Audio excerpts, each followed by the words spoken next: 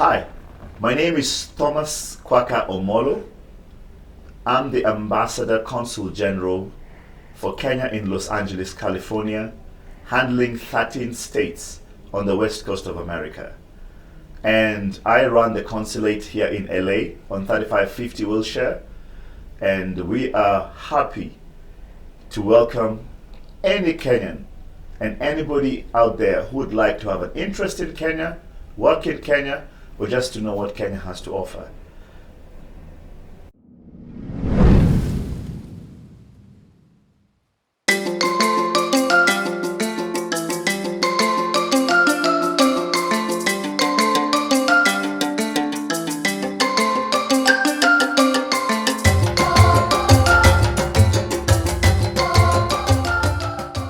My story is pretty long. My story starts. I used to be a sound engineer, an apprentice. I used to be a roadie. Roadie are the guys who carry speakers and cables and everything for a guy called Peter Dera, who's actually coming next week. He's one of my mentors. And they had a band called Heart. It was Ted Josiah, Peter Dera, Esther Murakinyo, and Sally Oyugi. And I just went in there to help a friend of mine, so that I can just pass time. I just finished high school, and when I got there, I would work. I'm good at my job, and but the problem is that there were two Teds. There was Ted Josiah, and there was Ted. So Peter Dera says, "You are big Ted." But Josiah is also Ted. Is Yes, also big. no. Ted Josiah is not big. He's actually pretty slim. And that time I was actually bulky. I bulked out after that because at my highest I've been 168 kilograms. Oh, wow. I'm now 100. How many pounds are those? 332 or something. Oh, wow. Yeah, at my highest. So I did something called a gastric bypass, where I lost 68 kilograms. And then the way it's set is that your BMI cannot go past a certain number. When you get there, you just 25. get. I think it's 25. Yeah. So they set it. They set it with your body because you see, I'm 6'4", so my BMI is pretty different. And they say by the time I get to X, to this amount, to this number, then that should be good. If I go beyond, then I'm morbid, and then I go like that. And then if I go too little, again there's a problem. So the body will not be able to balance you out, and then you start having hunger pangs and things like that. So it's something I decided just to do because I said, you know what, I'm pretty old, but I know I look young. But my thought was that I still have more in me to serve. I still have a lot of things that I want to do, and I felt that me being able to just renew myself and everything about me was able to give me that strength and energy, and also just a new lease of life. Because what happens is you see things differently. At 168 in Kenya, it's very hard for you to get proper fits and outfits that you want to wear. And I love dressing up. So it was a problem because you walk into a shop, smaller people are buying my size for fashion because they want a big jacket, they want a big this, but I'm buying it for necessity. You know, and in a town, maybe you're 30 and there are only 20 of those products. What do? It's a rush. Maybe I don't have the money. I remember actually one guy, he passed away 2 years ago. We used to have a shop where we used to buy suits, and they would call me and tell me, listen, this guy is coming. If you don't get here before him, he's going to take the suit. You know, so I'm happy about my life. It's been 3-4 years since I did the procedure. I've also encouraged quite a number of people to do it, people in government and people in the private sector. I'm happy about it. Where did you grow up in Kenya? Okay. I grew up in Eastlands of Nairobi. And I grew up between Isli, a place in Kariobangi called Roundabout, and then a place called Buruburu. So I was born in Isli. We became very rich and moved to Roundabout in Kariobangi. And then finally my dad, one of those houses HFCK was selling in the 70s. He applied for one and we got a house in Buruburu, which that's where I lived before I left, going on to find and fend for myself. Okay. So where did you go to primary school and high school in? My primary school was basically in Buruburu, in a place called I was in Buruburu 1 primary school. And high school, I was in Nairobi School. Yes. Famous or infamous? The Nairobi School. Better known as the Prince of Wales. Okay. Yes. But my story is, and I would like in this interview to also be very honest. My story is very humble. God has blessed me with great and amazing favor. Even Nairobi School, I did not have enough marks to go in there, but I got favor to get into Nairobi School. My dad was a preacher, and he used to preach in schools. And he would do such a good job. When he went to Nairobi School, the head teacher told him, do you have a son? I can give him a chance here. And that's how I was able to get into Nairobi School. But otherwise, I would not have. And when I got in there, I found everybody was pedigree. Now, that time they had a quota system where they were bringing people from all over the country. But they had people from Nairobi who are from really, really wealthy families. You know, that's the first place I met diplomats' children, ministers' children. That's the first place I met all those people. And now you're a diplomat. I'm a diplomat. It's the first place I met people from a place like Sabaot. I just heard about it. I never even used to know how these guys look like. I met them the first time there. The first time I sat there, I played rugby, was in that school. Cricket was in that school. The first place I did shooting was in that school. You know? And for me, all these things have been experiences which have shaped my life. You know, and from there... Wait a minute. So you're in high school, in Nairobi School. Yes. What were your dreams back then? What did you want to be? So for personally, I've always been an organizer. I love putting stuff together. I love organizing things. I love media. I love this. I love setups. I mean, when I came to America on my day 2, I bought a setup. You know, I have a whole vlog studio in my house. I used to be a DJ. I have a whole DJ kit in my house. I have a sound system. You know, but things which I feel sometimes can help me make my life and my work a bit easier. For example, think about it. If we walk with you into an event, and at some point I stand up and go and start playing, already I break the mold that diplomats do not do that. And I think right now in public diplomacy, the world is looking for something extra. What else are you that we are not used to? That's how you're able to speak to people. That's how you're able to articulate your issues. Because aggressive diplomacy stopped a long time ago. Everybody right now wants to come to the table, and it's soft diplomacy. I'm able to talk to you in a way that you understand, and that's always been my strategy with everything that I've been doing. So growing up, my thought was I was just going to be this guy who I'm big in leadership, but also I'm big on events and entertainment. And for the last 28 years of my life, I've actually been doing exactly what I love, which is basically events, entertainment, music, promotion, marketing, putting stuff together. Branding has been my forte for the longest time in marketing. So I've been blessed to be in the space that I always thought I wanted to be in. Growing up, and as you grow, and something I'm learning right now is that people change every day. Daily people change. And that's one of the biggest dangers that we have in life, that if you do not notice that you're changing, you'll always get stuck in places that you thought you were. It happens in marriages, it happens in friendships. I mean, I'm in a group with my friends from high school. Some of those guys I'm not able to relate to.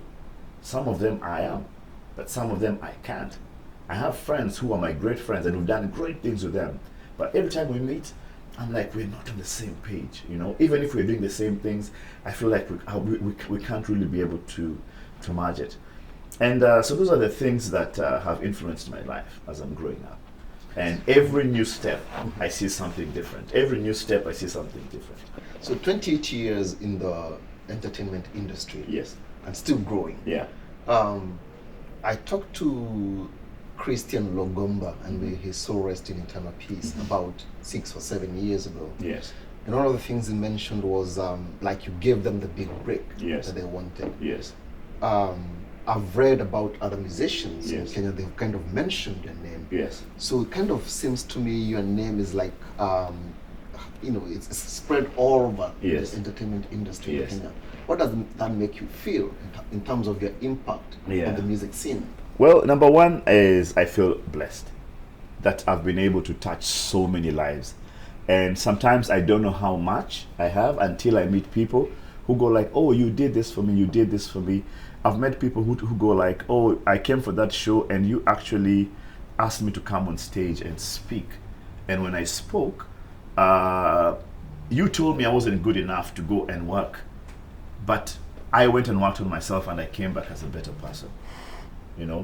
So those are things that when I hear, I actually really think. And again, I'm talking about awareness. Sometimes you're not aware of what you're doing.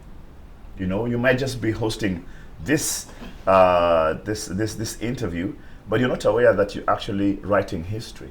That many years from now, this shall be a resource which people can be able to use to learn, to look at things, and also to plot things. The other thing that I call myself a catalyst. God's catalyst. That God has been able to use me to just speed up things around me, and things that some which are not, very well what to say about a catalyst. A catalyst is an element that it gets involved in the process, but is not in the process. You don't benefit from the process. So, for example, the Longombas, Churchill, all these guys. I mean, the other great guys also who have come up. For example, let me tell you, I met Ferdinand Omanyala 2 years ago. He wasn't a big sensation to Kenyans. He just won his first race. And I sat with him and I drew a dream for him. And I told everybody that this guy will be the next big thing. People didn't think it's true. In fact, I went really, really high up in many offices and presented a proposal, but they didn't listen. But now, I see everybody is running in. Now, my work is done. My work in his life, although I serve in his foundation as one of the directors, the Ferdinand Omanyala Foundation, but my work in that other part was done. Mine was just to hold him up as he grew to the next level. And when you get to the next level, your work is over. When they were building this building right behind here, it was pretty interesting. They had these pillars which supported all the concrete. So first of all, they put the pillars, which was solid, and then they poured in the concrete, which was weak. And then after a while, they removed the pillars because the work was done. So I believe I'm a pillar to very many people, and very many, even here in America, I'm very cognizant of the fact that God didn't bring me this far just for me to be around, just for me to have a corner office, just for me to have a view of Hollywood. At the end of the day, I tell everybody, Los Angeles for me and America is just, Los Angeles is Nairobi with good PR. It has all the challenges of Nairobi, but also it has all the potential of Nairobi. So where do you think we are if we are to reference to Nairobi? Are we in where? Kilelesha, or where are we? No. I think why I say it is actually Nairobi with it's Nairobi with good PR is because I have seen in this city the challenges that Nairobi has. I've seen street children. We don't have as many, by the way. I've seen garbage. I've seen roads. I've seen things that we have a challenge with in Nairobi. But I've seen how they are handling them. So it simply means it's good PR. The areas that they're struggling with, we don't get to hear. And nobody ever shows us in videos that we watch of cool hip hop guys of all this. They show the other side. So for me, I'm learning quite a bit of stuff in terms of branding, even as a country and as a nation, how we need to speak to ourselves. I'm seeing how different societies and communities here are speaking to themselves. How do they speak to themselves? You come here and you find the Mexicans. They're here. How do they speak to themselves? They speak to themselves by being able to exercise their culture in a way that other people can be able to consume it. So burritos and all the Mexican shops are being consumed by other cultures as if it's their culture. But where is the Kenyan one? Where is the Kenyan culture? But we don't have a Kenyan culture. We have a culture of so many fragmented tribes. But you see, those are nations actually. I don't even call them tribes. I call them nations. Yeah. All this are the same.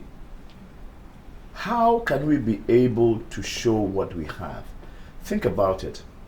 A small burrito shop at a corner, okay? It's not targeting per se the Mexican community. It is for everybody to consume. Because people like to eat. Exactly. So it simply means even if we were to start a Kenyan one, it is not for Mukurima to come all the way from Orange County and so and so and so and so. No, it is for everybody to be able to consume. So how you present your culture, think about it. What if the Mexican said, these burritos are only for Mexicans? Then other guys won't be able to consume it. But our challenge, therefore, is when we want to set up these shops or cuisines, Yeah. we want to sell them to Africans. That's the problem.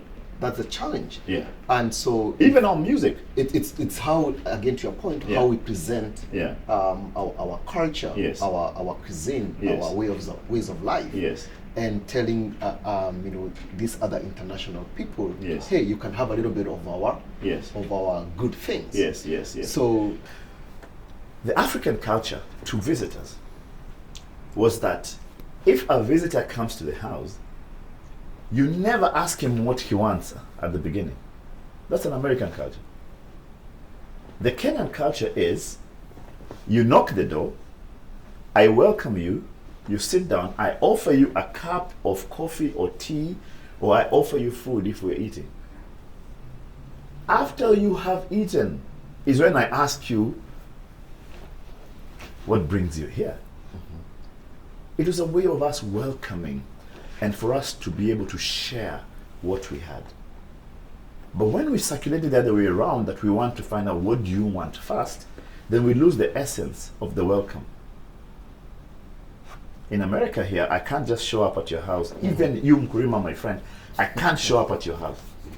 and I'm not obligated to give you food. I mean, it is a horror in Kenya for you to eat anything without sharing it with the person next to you. And not even that. I cannot visit you and not bring some goodies. And you will not leave without goodies. Remember, so the thought used to be this way, that the reason I gave you goodies as you went, you brought goodies because of from where you came from. So let's say, for example, where you came from is you have yams, and we don't have yams. So you brought for me yams because that's what you don't have. If I was from the lake, I'd bring for you fish because it's fish you didn't have. And then when I'm leaving, you give me something. And there's something you give me, one was so that I can eat it as I go. And number two was to take to the people I was going to. So there's a big culture shift in terms of how us as Africans relate with visitors and relate with things and we relate with everything. And that's why Africa, for a very, very long time, had a problem with colonialism. It's because Africa, we are very hospitable. We are open to anybody. Now it has been abused. We have been used. But also Africa is saying enough is enough. It is now time for us to sit at the table as equals.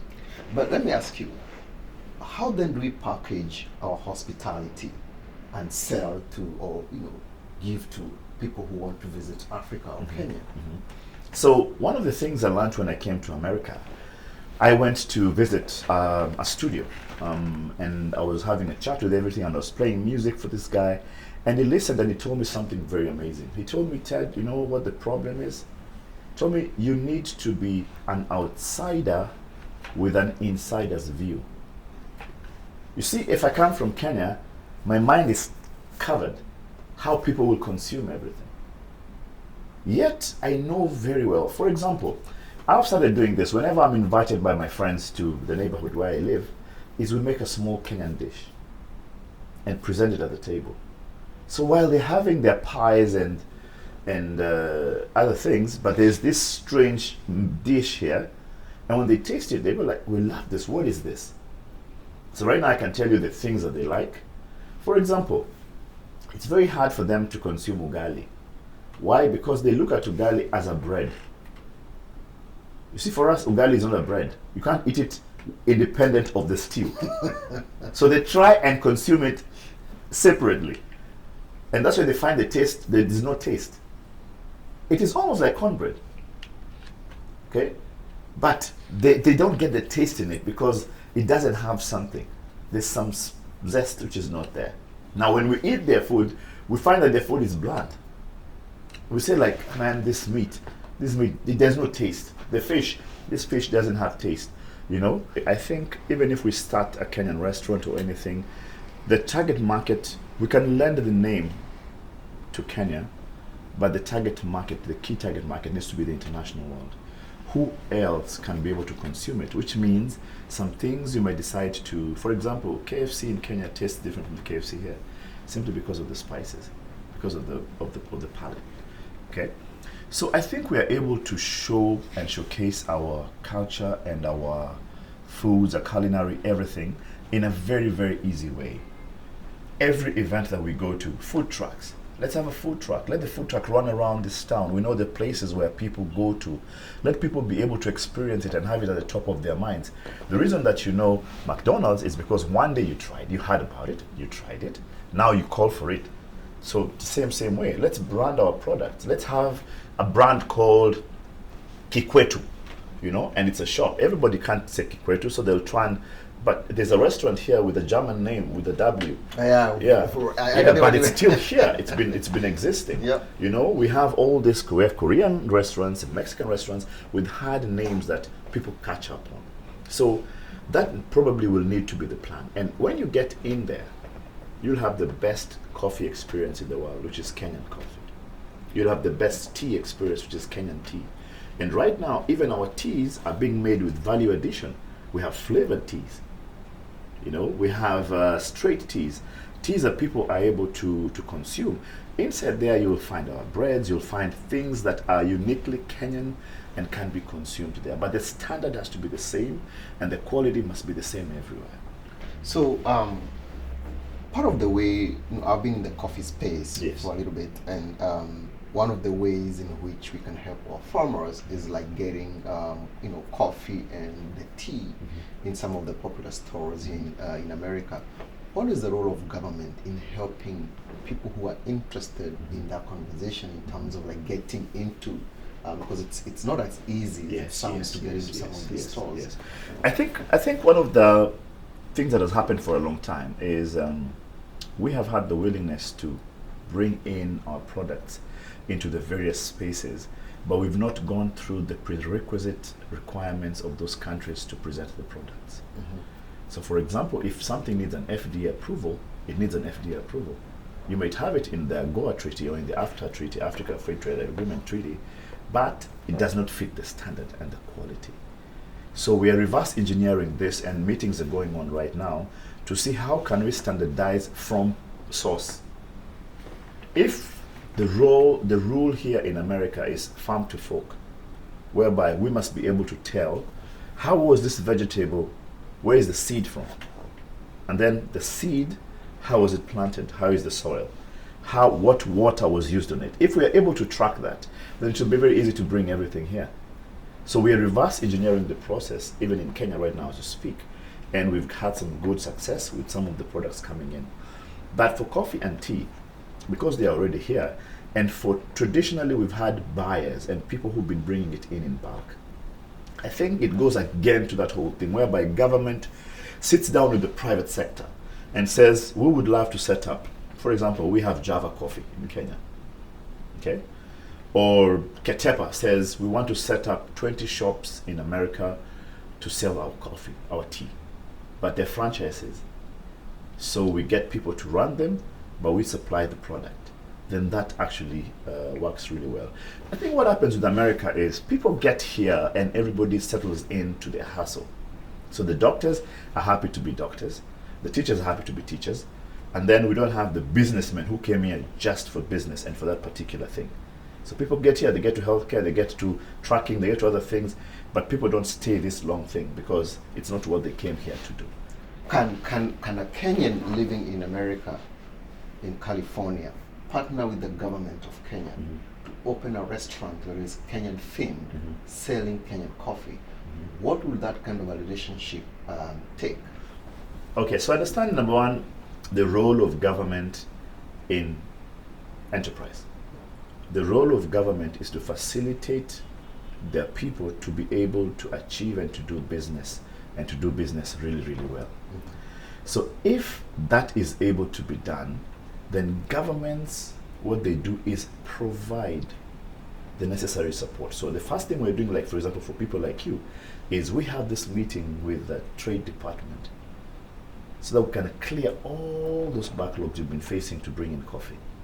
And those meetings have been going on for the better part of the year. We've had some 12, we have 30, 40 more levels to go, but we've cleared about 16 of them, which are really critical. And the 16 means that now there are products which can come in because we've done the 16. We want by the time, and the idea is by the time the next summit between our president and the president of the United States is happening, that we've actually cleared everything. And now our goods are able to come in. So the first thing, that is what the role government has to play. The government needs to be able to provide an enabling environment for our products to be able to be accepted here. And that's what we're doing. Number two is to encourage businessmen to come in. Government has no role per se in the business apart from the policy around the business. Our work is to create the fence around it and to prepare the field, and then others has to be your responsibility to come. But I also feel that in terms of resources, government should be able to, because this is an idea that is helping promoting more the image of Kenya. It's called, it's terms of like kind of remittance, but on the return side. That's you're not trade, sending, actually. yeah, it's a return loop of the whole, remittances. So what if the government was able to, for example, because it's expensive, for example, to source for funding. So what if government was to facilitate resources from, let's say, from Kenya, and say we are going to give, let's say, low interest, lines of credit, so that the person now who is in the diaspora is able to start without having to worry about, where the funding is going to come from. Because I think also that's one of the challenges that face many businesses is that where you're getting this funding, the idea is there, but the execution requires some more, capital. Is the government, through maybe some of the, state-owned or partly owned banks, ready to kind of play that role? I think government is open and willing to see its population and its citizens actually prosper in any level of business. And we have the Investment Promotion Center in Kenya, whose role is and duty and task is to make sure that Kenyan products find a market out of the country. So yes, government is able to facilitate conversations around that kind of thing. But remember, because of the governance issues around that, government cannot take part in the lending of it. Financial institutions take up that particular responsibility, where now it is people like you who approach a financial institution. The government comes up with the policy and the framework and the assurance that this business is actually going to be viable in whatever places you're going. Now, government is you. Yes. You are the government. Yes. So, are you saying if people who are interested in this kind of a conversation, yes, how are you? What would you tell them? So this is the process of what happens. Number one, whenever we get people here who come and say, "Oh, I'd like to do this and this and this here," our work, number one, is to go through the idea with them and make it government ready, for government to be able to receive. What does government wants to see? The government wants to see specific things happening, and everything. And government wants to be able to see that these people who are coming to say that they want to work with government, that this thing is actually viable. Government will look at what is the policy in the country that you want to run it in. Will it work? Will it do this? Is the government there acceptable? Is the market willing to receive?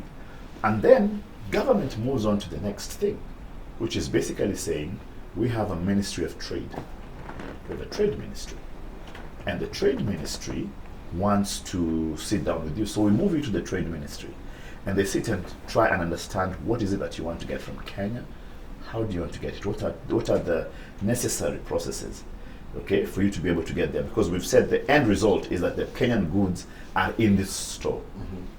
For example, one of the things that has hindered many of our goods getting into the big stores here has been warehousing, whereby it's been too expensive for an individual to set up the warehouses for products. For example, we have a return policy in America, whereby if you buy an avocado and you don't like how it looks, you can actually take it back to the store.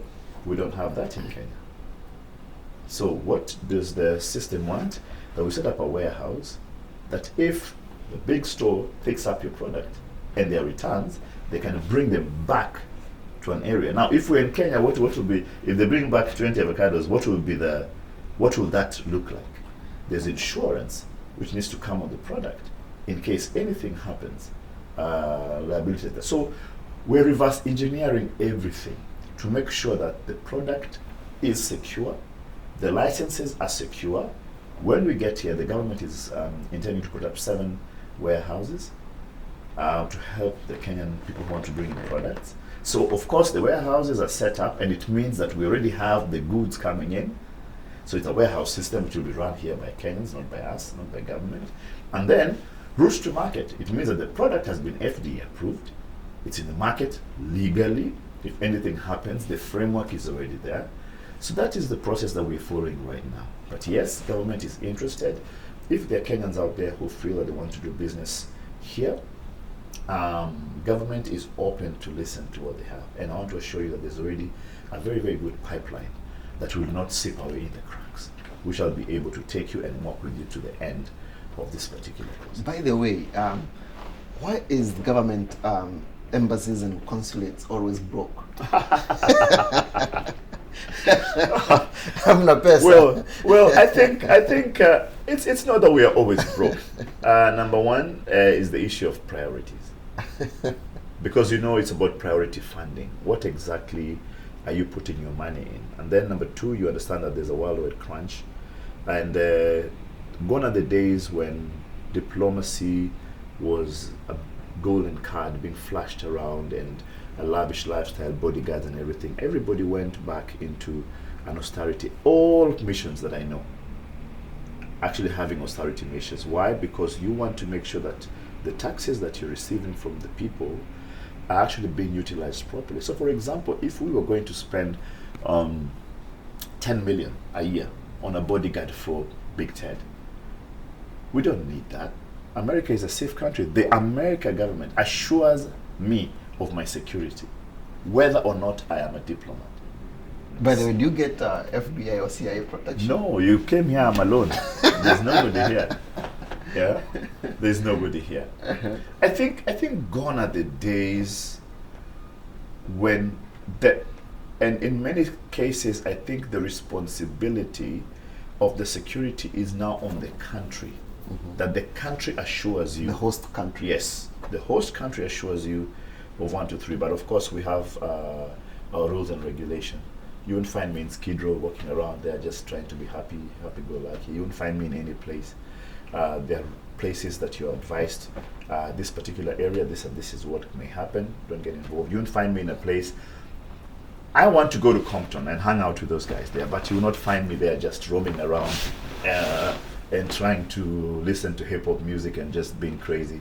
So there are things which wisdom will actually be what will actually help. So security starts with you. Yes. Now, even we advised even where to live. Okay. Yeah, around the enclaves where you live, so that it's easier for them to be able to give you the assurance that your security is taken care of. So you've been in the entertainment industry for a long time. Yes. So you've been a sherehe kind of a guy. Proper. So compare the sherehe style in Kenya and America. Yes. How do you see the sherehe in America? America, you know very well this is nursery school. you know there's no sherehe in this town. in fact, people coming here, and now I understand why whenever some Albanis come back home, they never leave the sherehe. I never used to understand why are these guys, because what time is it in Kenya? It's 10:30. And you know very well today is a Saturday. It is already full. No, and some guys are getting ready. In fact, in Kenya, you see, that's the difference between Kenya and America. America, you guys want to go to the club, which is being closed at 2. You want to go there at 10, 11. In Kenya, it's 24 hours, but we still get there at 6 in the evening. Because it starts with guys watching Premier League. Yes. Eating lunch. Yes, yes. And like now, you know very well the boys already are meeting now from 10, car wash, haircut, you get a massage, you have somebody has put some tumbo, olimi. After olimi, you guys have some soup to remove the lock from yesterday. You guys watch Premier League or watch a Formula One or watch whatever it is that you watch. Safari Rally is going on right now. And then immediately you say, oh, you know what? Let's go to, let's have some kanyama. Someone puts on some ribs. Yeah, some ribs. Grilling, we are laughing. The DJ starts playing some nice easy music, rumba. You know, as we're enjoying it, within no time, it is already 7:30. We watch news. We go into the next thing. Our friends come from out of town. So it's just a whole progression. Now, and again, understand why it is the socialization that way. It's about socialization. Because we are a communal country. We are very communal. We're very communal. And it was always about us being able to sit and share whatever it is that we have. When we have whole animals, we eat whole animals. So the first thing you would eat probably will be liver. When they're cooking, they'll... And the intestines. Yes, they burn the liver first, they roast it, then they fry the intestines, while the other one is getting ready. Yeah. So I think it's been, it's something which has been there for a while, and people have just been doing it. Yeah. So now in terms of like, again, giving or showing Americans like this is how we do it in Africa or in Kenya, how do we, negotiate with the state of California? Like, hey, we need a sherehe type of a... Yeah. Number one, I don't think we shall be... I know they tried to change the rule to extend it, but it was not able to be done. So probably here the law is different because people work hours. So I think that probably should be the thought. And then there was the issue of accidents. Many people, many cars, accidents and everything. If you really, really think about probably how the Kenyan psyche works with sherehe, is people used to be in kutanas. Kutanas was the neighborhood bar. We call it minimum staggering distance. So it was always people would go to the place closest to your house. So you'd never drive. Driving was not there. I mean, what the worst accident was with the bicycle, or something, or when you're walking. But now with time, that's why the government has actually brought in very stringent rules. You can't drink and drive. We have a lot of checks coming up. We have a lot of awareness programs which are going on. But it's just in the psyche of Kenyans to be that kind of person. How many Kenyans do you think are in America? Well, my thoughts can be different, but I think anywhere above 500,000. Because the U.S. Census Bureau puts this number at, and this is, I think they just do the, people who migrated, and based on how they are tracking this in the ports of entry, they put this at about 160,000.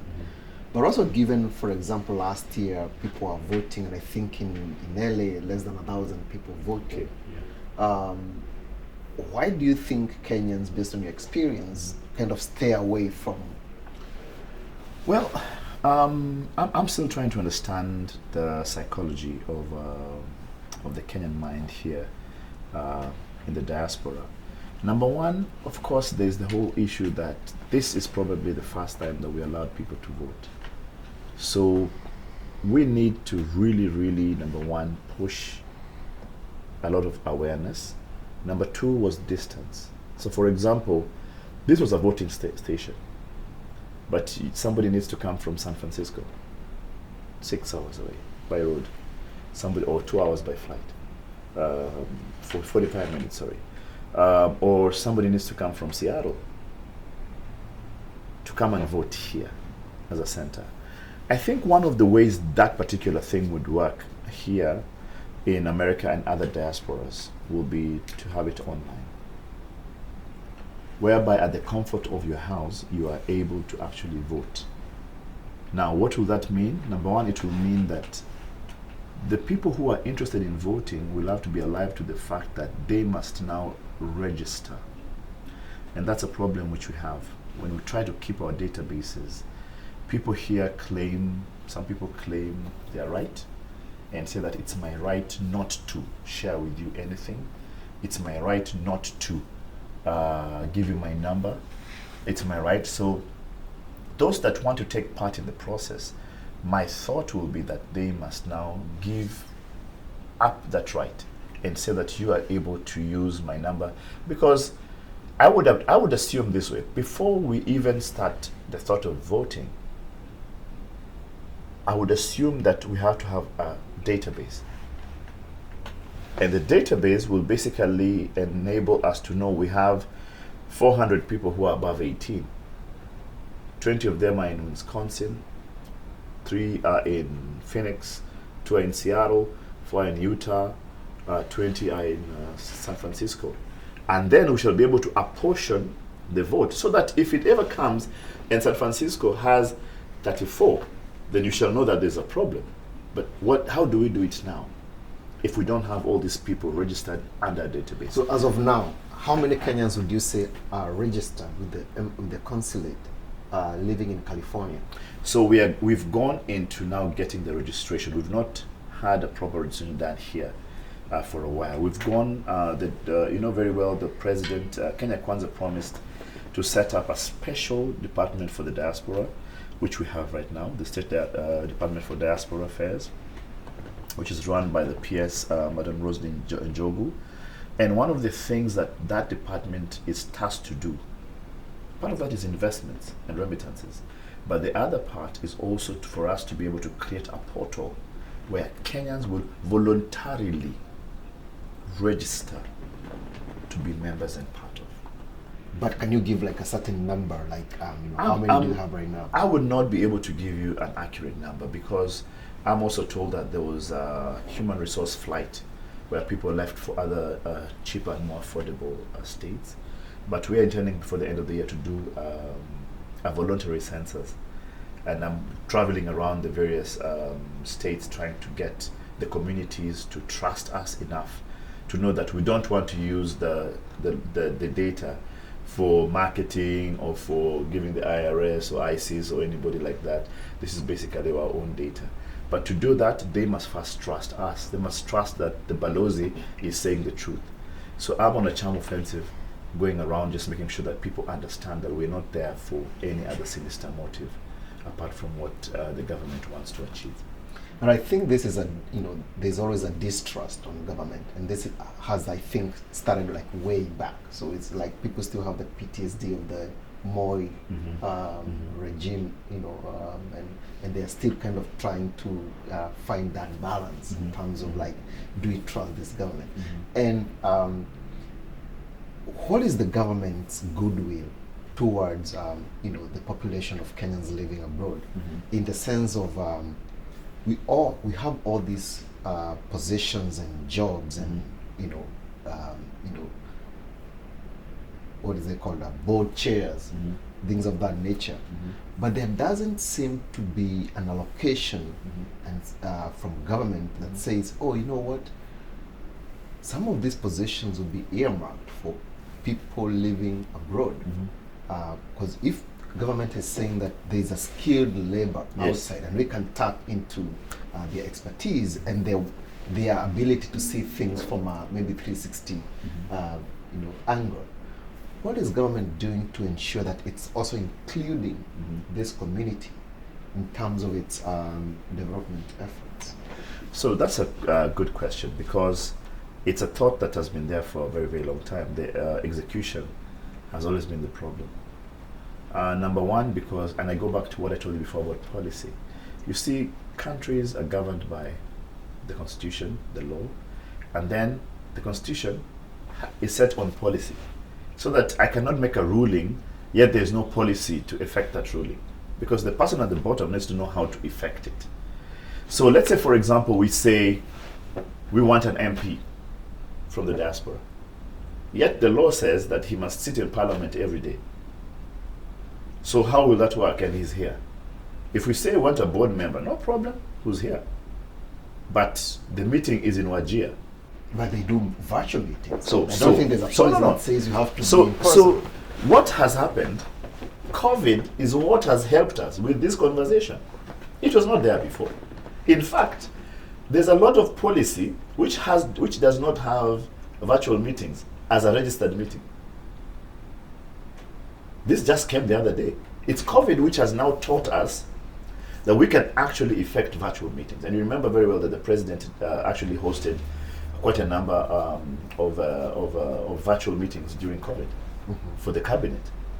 So it's only now that the world is actually coming out and saying, you know what, we can actually have a virtual meeting. But that must be put in policy. For example, the president made a declaration, beautiful declaration, and said that WhatsApp is actually a communication channel.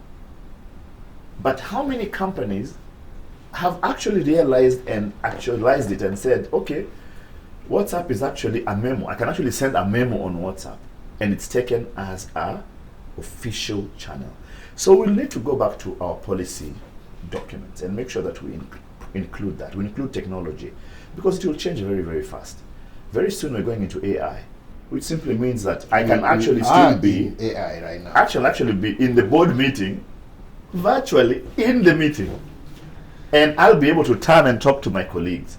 So with technology, there's the opening and there's the policy which has to be put in place. But yes, there exists a lot of resource here, human resource, which is needed in Kenya. Number one, I would encourage as many Kenyans as possible, and we're trying to do it here, to get registered on a database, so that Mukurima, if I want, for example, I met a lady here from Kenya who's been here for a while, and she actually has invented a special machine nowhere in the world. But would that mind be important for us to use in Kenya? But how do we know that she's there if she's just somewhere in LA and nobody knows about it? You know what we say in marketing? Having a good product and not telling people about it is like winking at a beautiful lady in a dark room. You know what you're doing, but she does not know, even if she's interested. We must be able to tell that. We ask in Africa, if a tree falls in the forest and nobody hears it, did it make noise? So we ask questions that now policy where we are going to will change. Policy will come and say that, you know what, the diaspora is a very, very big part and portion of the, and not only for remittances, because I know that's always thrown on our face every time we speak to the diaspora. The fact that they are Kenyans, even without remitting a cent, gives them an equal share in the country as anybody else. And that is why even our concentration is on the third generation Kenyans. They might not be 100% Kenyans, but they are Kenyans. Now, my biggest challenge is, and I think that's where the distrust comes in. During Kibaki's time, it was a policy issue. Uhuru's time, it was a policy issue. Ruto's time is still a policy issue. It is. So, and I think the wheels of policy grind ever so slowly that people don't even see it happening. Let me ask you. Now, my question is, let me finish. So my question is, when will that policy? Very good. So let me ask you a very simple question. How many Kenyans are in LA? You've lived here long enough. So tell me, which organizations do you guys have which has all the Kenyans? I don't think there is an organization that has, number one, it's very hard to kind of have an organization that embraces or brings together all Kenyans. I don't even think that even other communities, whether it's Ethiopians or Cambodians or Koreans, you can find an organization that kind of has blanketed all the individuals, but you can have pockets of organizations. For example, the church. You see, you look at the church, and I always see the church is the one place that at least at the very least, you're supposed to see, that Harambe, which is like you're all put together. No problem. But now, what has happened is that you have so many Let churches. me ask you a question. How many Kenyans are in LA? You've lived there long enough, approximately. I would say we're about 3,000. 3,000. Yeah. Which is the biggest Kenyan church. There is one. It has how many people? San Bernardino. I don't know the number. I can't quote the number. I've gone to a number of several churches, and mind you, from my experience, most Kenyans don't even go to the Kenyan themed churches. Exactly. They go to the interdenominational churches. So the problem is the organization of the community.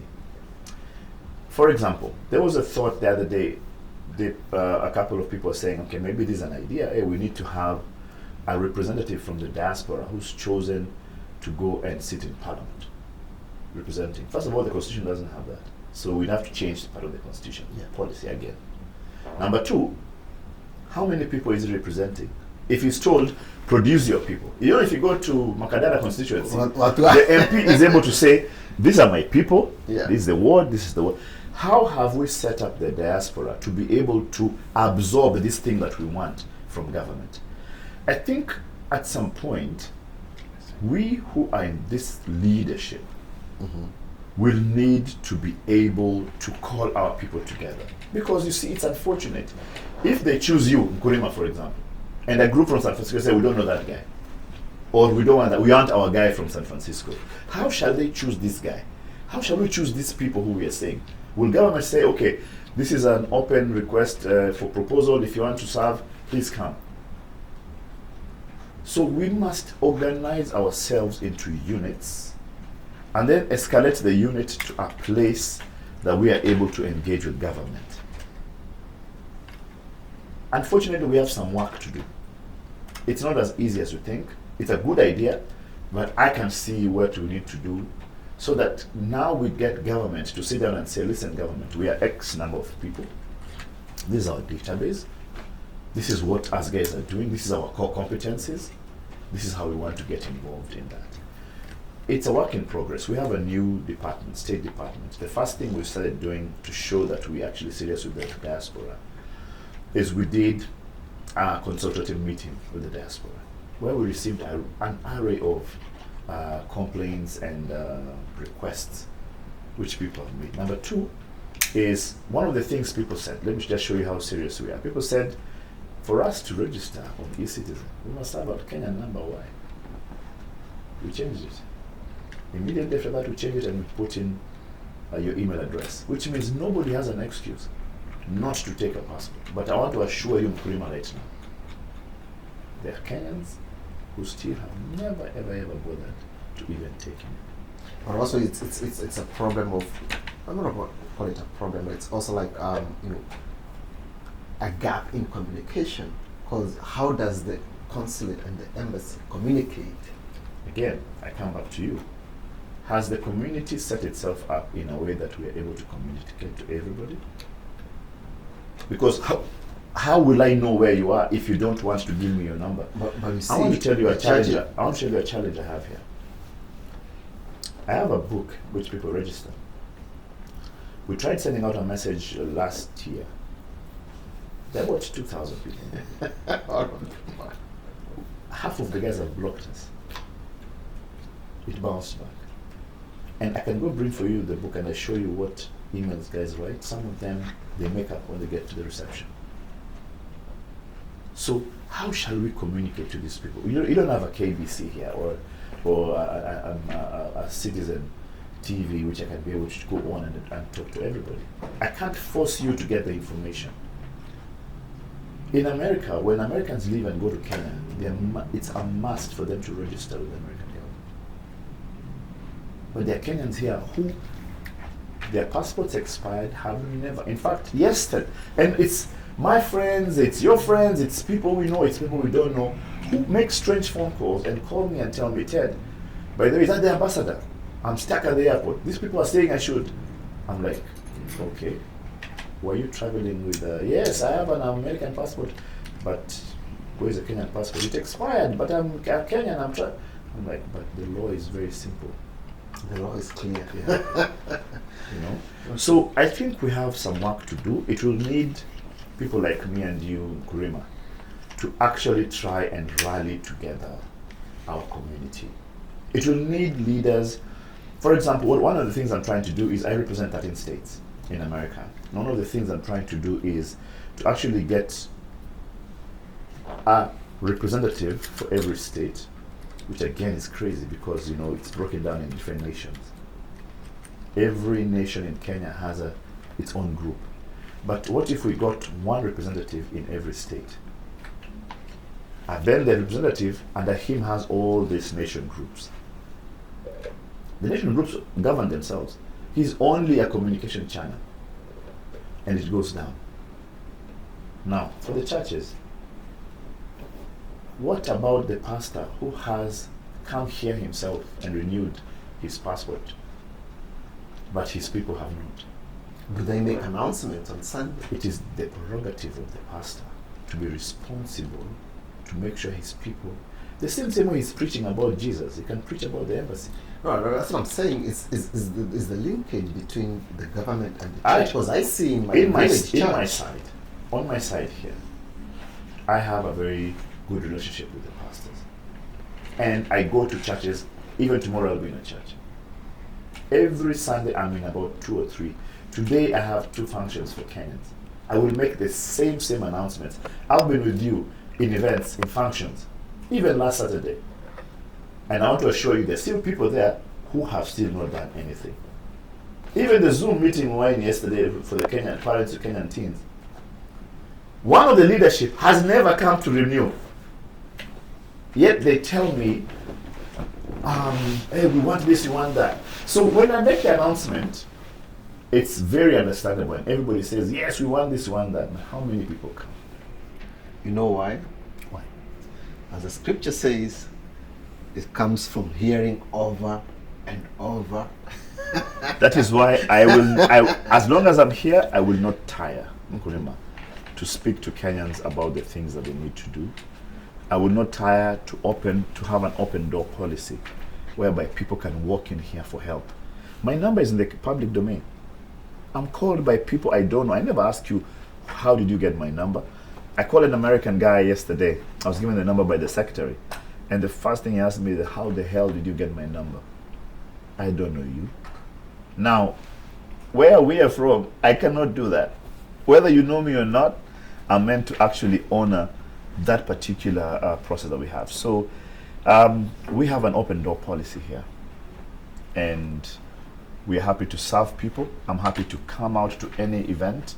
Today at the event from 3 o'clock, I'm sure we'll have about maybe 30, 40 people. And since you'll be there with me, I will make an announcement and ask how many guys don't have their passports. Okay. And then you'll hear people complain about how the consulate does this, does that. But we're an open place, number one. Number two, for you, you see one of the ways to make systems efficient, like how they have it here in America, is to automate the system. If I jump a light in Beverly Hills, the policeman doesn't have to chase me. I will find the receipt in my house or on my mail or my phone. In fact, immediately the phone comes up and tells you that you have a receipt. You have a citation. We have removed half the problem for Kenyans here in the diaspora. We have a portal called eCitizen, which has each and every form you need. And every day, I want to assure you, the government of Kenya issues over 100,000 visas on the same platform.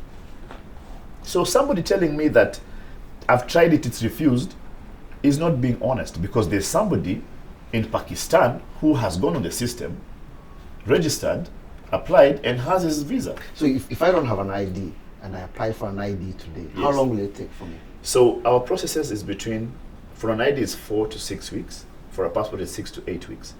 But I hope you're aware that the minister made a declaration a couple of weeks ago, admitted to us having a problem with the printing because we've been changing the printer. And you know that our other printer who was there, De La Rue, had closed operation in Kenya. But we've made a commitment as a government, and the government has now purchased brand new equipment to print passports and IDs, birth certificates. And the minister has given a commitment to the closing of that time.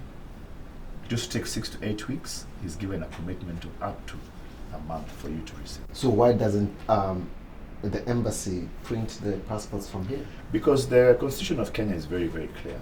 The first part speaks about sovereignty of a nation, where the nation decides how it will do its thing. A passport is a security document.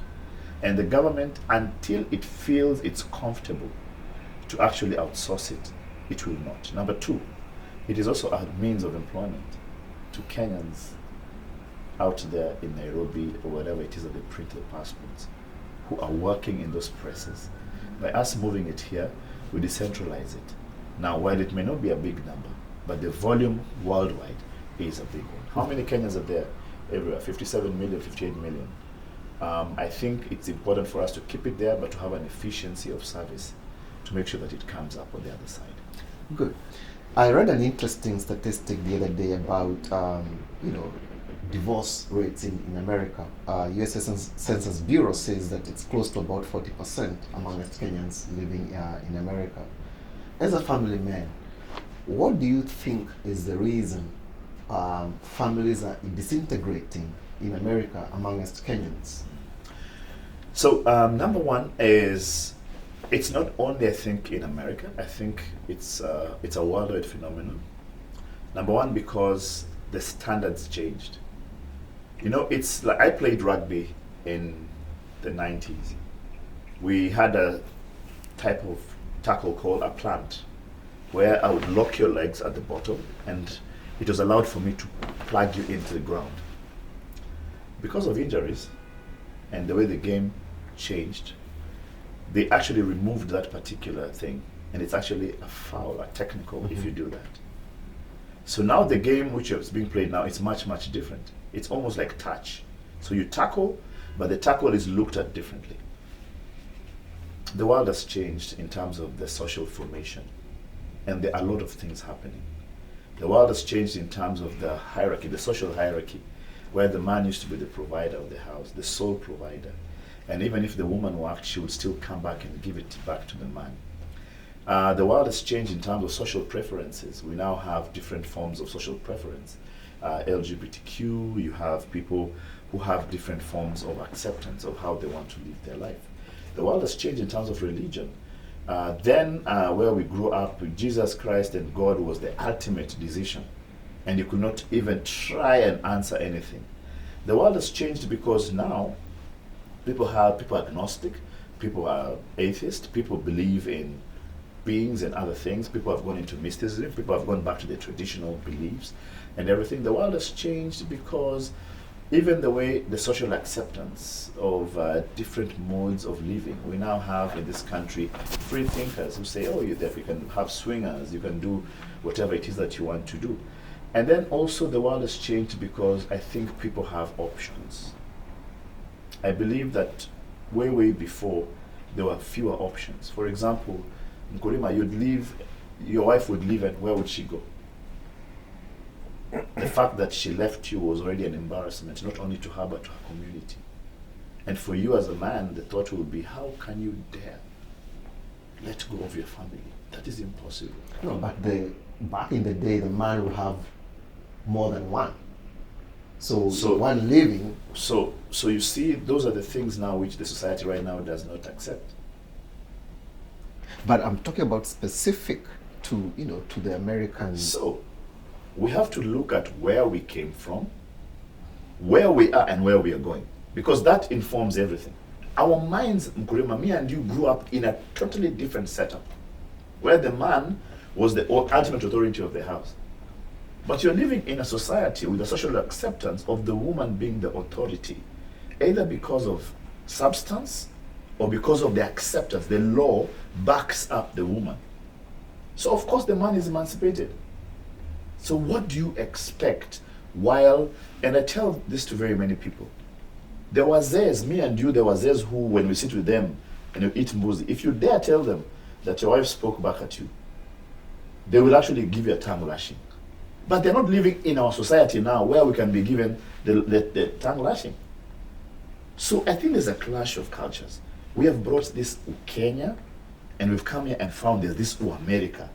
And now there's a total mashup of everything, where the woman is more, she has more in terms of resources, opportunities. She's her own person in her own right. And there's this guy who's come from Ushago or from a totally different culture where that is not there. So you marry this lady who's talking back at you, you're like, what? What did you say? You can't dare lift your hand, because even lifting your voice, even thinking about it is a mistake. So you're having a breaking up because people are not understanding each other. And then you have a society of options. Mukurima, one of the reasons that people did not leave was options. And that's what I was asking you. As a man or as a woman, you'd go home, the first thing they ask you is, mtu wako yuko wapi? You remember Hardstone's son? Son? When his sons, he asked, Mura hiten yake? Ati diadera wakana mura wako. Where? You've been asked, mokosania nini? No, you're told no way. Women, remember, in the old culture, would be beaten, or they'd have a tiff with the man. She packs her things, she goes back to her parents. What did the parents do? The old man would stand at the door and ask her, what are you doing here? Go back to that house. Now, of course, it's sad that with time, people have died. People have been abused. People have stunted their thoughts, their minds, and people have been scarred because of some of those things. For some it worked, for some it didn't work. And for those who walked into this culture with that thought and process have been unable to do it. Some have, and have escaped inside here. But me and you know very well that very many here have landed in jail because of that thought. So I don't think it's a big phenomenon. It has happened in other cultures here in America. We know very well in the other societies that their divorce rates are very, very high because of that social thing. But we know even still here in America, there are pockets. People are marrying just down the road. People have 7 wives, 20 wives. It's actually allowed in that state. People are marrying cousins and relatives and uncles and everything. So there's this mishmash of what's happening. But part of what I think our people are going through is a societal change. There's a totally big cultural change, conflict. a cultural shift. You coming in here and there's a totally new way of thinking. I know a particular couple, their problem was the lady discovered another option, and she said she doesn't believe in God anymore, and this Christianity, she'll be a free thinker. And she wants to be able to explore anything else.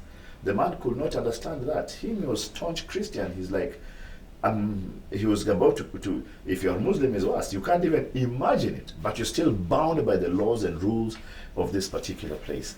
You know very well that me and you cannot just go pick up from a pet shop a goat and we go eat it in our house today.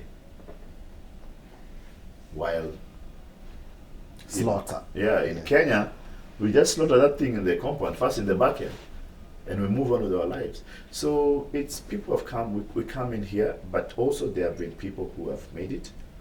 But I want to tell you that I personally know it, that it is a very big struggle here because the culture is different. And also, I think another thing is ujamaa. The fact that the communal circle that we grew up with in Kenya is less and less and less there. And the society here seems to be afraid of each other. Then you see, I cannot really show you or tell you what is really happening in my house. The other guy won't be able to. The woman is more empowered than the man, so the man is cowering in a corner, not being able to stand up and to speak about anything. There are a few other examples which I've come across, and I look at them and I'm saying, okay, this is happening. The lady who's here is 50, 60 years old. She's working as probably a caregiver of a nurse. She's making more money. The man, 60 of course years old. What's the best job he'll get as a caregiver or a guard? The man in his Africanness, cannot take this. And he's not earning any more money. He stays at home. He decides, you know what, I'll go back to Kenya. And the ladies left here working, the money's in Kenya. You know, so it's happening in all age groups. And it is a problem that sooner or later as a community, we just have to wake up and smell the coffee. Before we smell the coffee, yes, maybe we can have the tea. Yes. And the most recent tea is that a number of Kenyan youth yes. are languishing in jails yes, in yes, America. Yes. Actually, I think the highest number of every... We're actually amongst the highest growth number of youth in Kenya. What do you think is the cause of that? Culture clash. Culture clash. And here, the Kenyan Consulate in LA, we've just begun a program to try and have an outreach to our young people. Number one, the young people are growing up without community. So understand one thing, when these kids in your house, they're Kenyan, but on the streets, they're American. When they get out there, they don't have anything to lean back on. They have no community. So on the streets, they're not really legit, you know? And in the house also, you're telling them they're not really legit Americans, you know? So there's that problem. And they're ending up in situations which they can't get out in. One of the other things that is happening is we are having societal pressure. You know, one of the things that we are conditioned to is me being able to lean on people around me who understand my situations and what I'm going through. And for a very, very long time, at the back of your mind, Mukurima, you've been here for a while, but at the back of your mind, I'm sure you tell yourself, you know what, I'm going to go to Kenya. When I get to 60, I'm going to retire in Kenya. I'll have my hustle here, but I'll go back to Kenya. But this kid is not thinking that way. For him, this is Kenya. It's here or bust, you know? So you are pulling him to a place, and the place that you're pulling him to sometimes is the place that you talk badly about every day. We President Akwende, we Inchinbaya, these guys are stupid, these guys are useless. But you're the same guy who at the same time is pushing them to a country that you talk badly about. So how do you expect them to have this pride? But it's a trick which has been used very many times by colonizers and people who oppress others. They talk so badly, the history about you is written so badly that you're embarrassed to be that person. The history about you is told so badly, in a very bad way, that your forefathers were barbaric. Your forefathers sold your uncles. It is the chiefs who received gold and who received money and sold their people. It is the chiefs with big stomachs and big this and big that and 50 wives who are drinking and being copious amounts of alcohol, and they're the ones who sold the land. They told me bad stories about my past that I'm embarrassed of my present. So you'd rather identify as something else apart from identifying where you come from, because you're embarrassed of yourself. So you're embarrassed of yourself. These guys are seeing that you're embarrassed of yourself, and they're wondering, why are you embarrassed of yourself? You can't stand up for your country. You can't stand up for your people. People who go into a community and automatically, because you're embarrassed, because you hate yourself, you hate other people. You become toxic to other people.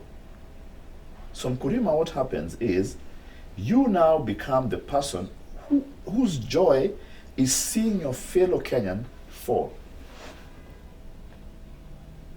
Because you don't have pride for yourself. You don't have pride for the things that your country was built on.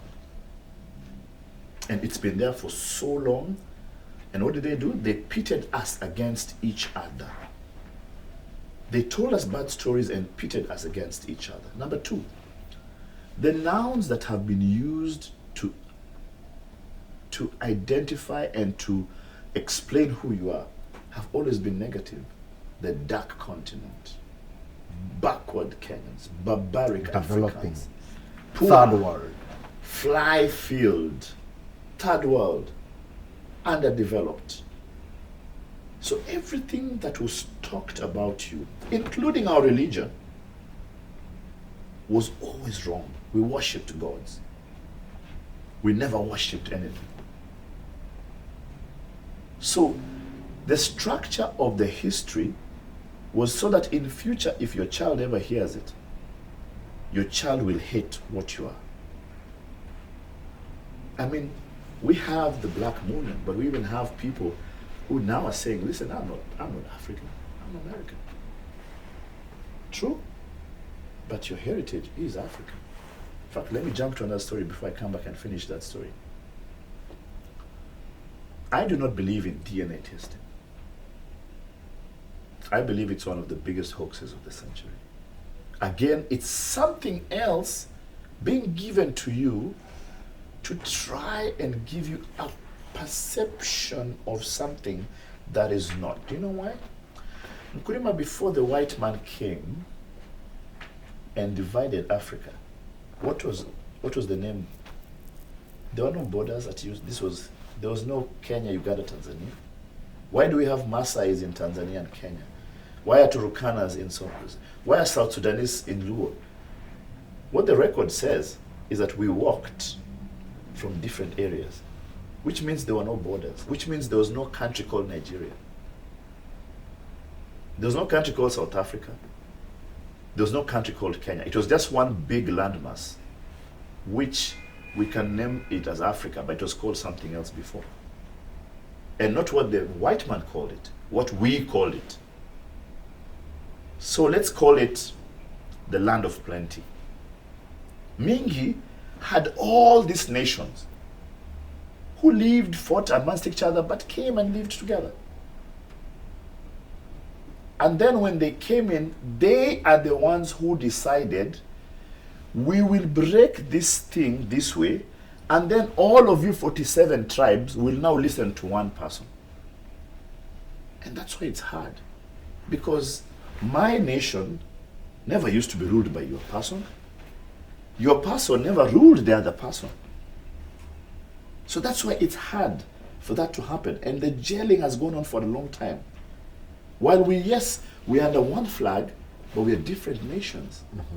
There's the Kikuyu nation, there's the Luo nation, there's the Kamba nation. And let me touch on that issue. Remember the treaty that brought about the breaking up of Africa and being given to other countries had a clause about rasilimali ambayo ilitolewa kwenye hizo nchi, the wealth got in those countries. It said that these countries shall hold on behalf of the wealth of that country. So where is all this wealth that these people have taken from Africa for all these years? How come we cannot get it back? If all the nations are getting repatriations, if the blacks are about to get theirs, how come we shall not get ours? Human resource. That's what built this country. And my thought process usually is this. Yes, these countries are developed, but it was built by the sweat and tears of people like me and you. Bro, even now, this country is being built by sweat and tears of people like me and you. It's people like you who hold the IT system, who hold the health system, who hold the construction system. We are the ones who are holding it. So we are shareholders in the investment and the wealth of a country like America. But let's go back to the other issue. The reason why we are having quite a number of kids in jail is also lack of parenting. In all communities that have had the problem before, it was parenting. And that's why part of the policy of the American government is strong on parenthood. Because the problem they had before was because the kids grew up without control. What happens? We work double shifts, triple shifts. So the kid comes from school, you're not there. He doesn't do his homework. You don't know where he went in the night. You come in the morning, sleep. The kid is in school. pack up, go to work, the kid comes home. So the kids are growing up without parenting, and they're growing out without community. Why? Because I told them, Wakenya ni wabaya, usiongeleshe our Kenya. So if this child has a problem, who is it running to? You told them, embassy ni wajinga, all the embassy wakwende huko, our consulate. Those guys are useless. So if the child has an issue, while this is meant to be a haven for Kenyans, where does the child go to?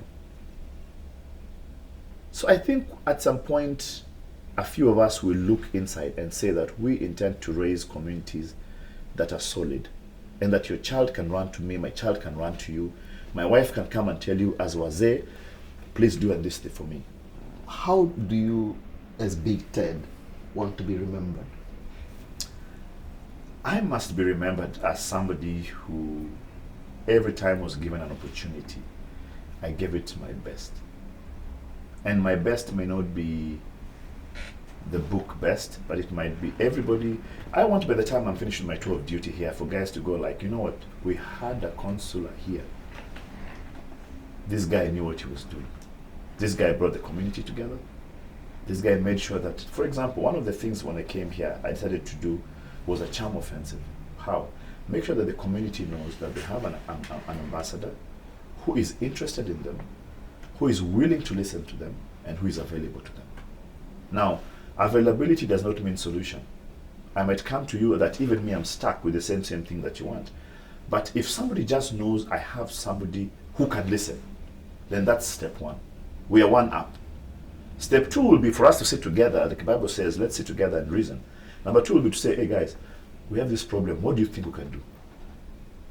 That is very, very important. Number three, having visibility, being able for people to know that they have an ambassador. I like what the Americans did. The Americans have drummed it into the Americans that wherever it is that you are, on the moon, whether you are in space, anywhere, and anything happens to you, they will come for you.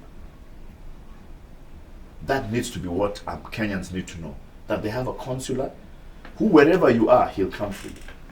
So in the words of that famous actor, is it Liam Neeson, I know where you are. I'll come for you. I'll come for you. I know where you are. I want to be that guy who tells you that, you know, we have a saying in one of the African cultures. It says, Nyathi otenga okchamalot. It says, the child of a hawk does not eat vegetables. Even if it's a vegetarian. We don't have we don't have those things in our culture. You know very well. These are cultural things guys are doing. These vegan stories are things I've had here. I mean, I went to a shop, even a burger is vegan. I was like, come on, man. You know? But Nyathi otenga okchamalot simply means you're a child of Kenya. You cannot eat vegetables. We will make sure we support you. That's what I am meant to do. I want to confess, I've been to Skid Row. I've gone to look for Kenyans there. I've been to different places. I've gone to prison to look for Kenyans. I've been to court in Seattle, sat through a court session because a Kenyan was on the dock. Think about it. You're there as a Kenyan, everybody else is not. But when you turn behind, you see your ambassador there. You see your government. When you look behind, you see the face of your president seated there and saying, regardless of whatever happens, we have your back. That is what my work is here. And I hope at some point, I go to parties, I go to clubs, I'm in concerts, whereby you turn around and you're enjoying and this guy looks, Balozi, you are here. And now they're proud to tell other people, this is our Balozi, this is our Balozi. And the pride comes back. You know? Our athletes are here running, winning all the marathons. We're going to be doing special events every year. We did one this year, a private one, just to see how it works. But they won the marathon here. Bring them to a place, tell guys, come and meet your athletes. Let them take this picture because they don't have a picture with the athlete and you want them to support this guy. Let them take a picture. You know, they go tell their guys, listen, have you seen this guy? This guy won the LA marathon 5 times. He broke the record. Are you seeing this guy? This guy has done this. You see, this is a rugby team. They have done that. That is what we need. We need to build the sense of patriotism. And that's why I wear these things. This for me is my number plate. that I want wherever I'm walking, somebody looks and says, "You're Kenyan." Even me, I'm Kenyan. I'm like, okay, where is yours? So that we can see each other. This is almost like the mark, the Jewish mark, which was put the pass on the crossover. It's the blood which has been pushed on top of your door. That this guy is a marked man. He's a Kenyan. You know. Otherwise, you'll pass a Kenyan, you not know he's Kenyan until we speak, and you're like, I wish you told me you needed the 1, 2, 3. Yeah. The other day I'm driving and this guy passes and says, "Hey, Mariako." I'm like, "Hey, Mzuri, are you Kenyan?" Says, "Yes, yes, I told him, follow me." And we go to this place, we sit down, and we had a great time with him. I called my friends, he's just moved into LA. He meets this whole group of people and he's so excited, and we form now this bigger group and everything. Oh, and he's a VC for a big firm which is looking to hire Kenyans. Oh my God, to hire people. So we're like, we have some Kenyans who want to work. Okay, yes, bring them in. Let me see what I can do for you. And that's how it works. That's how it works. Big Ted, man, that was a good one. Thank you so much. Thank you so much. Yeah, and for the Kenyans who are watching, they can join us and they can look at us up on social media. We are on Instagram, Twitter, Facebook, LinkedIn, anything else, and we shall be able to do that. The other thing is that for you to know that your government is interested in your day-to-day affairs. Anything that you're doing, the government of Kenya is interested in that. In the past, you may have felt that the government didn't care, but the government has a special policy right now for the diaspora. And the intention is for us to be able to sit down with you and help you. Now, when you help your country, you help yourself, because you don't have any other country apart from the country that you call home, which is Kenya. So for all the Kenyans in the diaspora, in the Americas, and anywhere else, please talk to us. We are willing to listen to you, and we are willing to work together to make you prosper and to make Kenya prosper. Thank you.